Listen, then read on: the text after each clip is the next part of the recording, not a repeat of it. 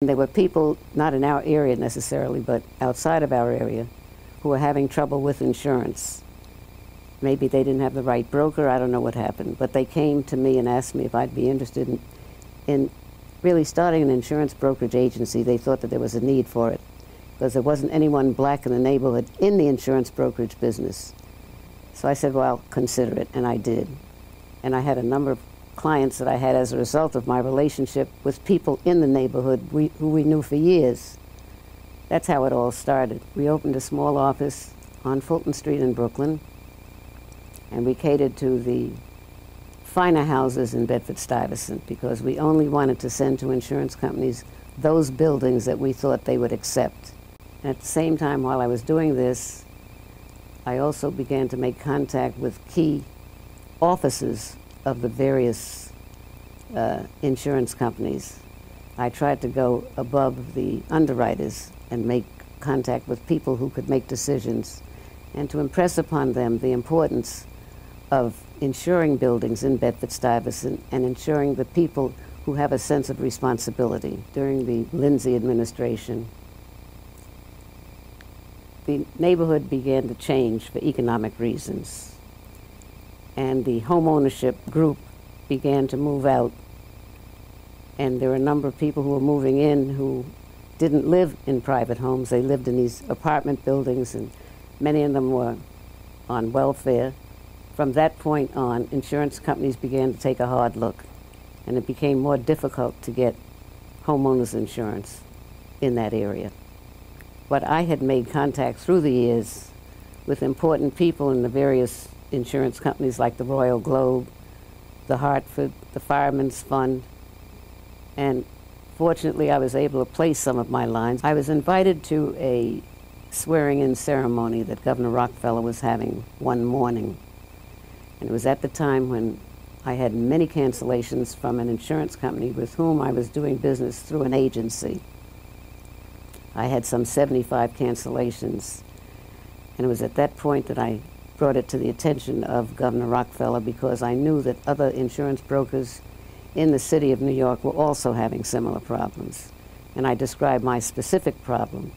He said, well, let me discuss it with the gentleman who is from the Department of State here at the swearing-in ceremony, and let's see if we can set up some hearings. And that's what was done.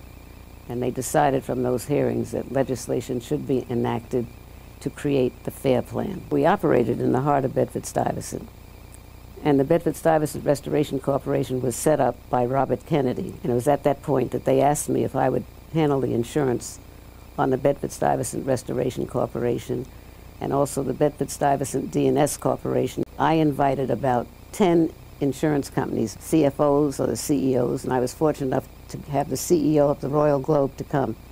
And we had a bus to take all these people across Bedford-Stuyvesant and Crown Heights so that they could see the substantial properties that they insure and would insure for the future.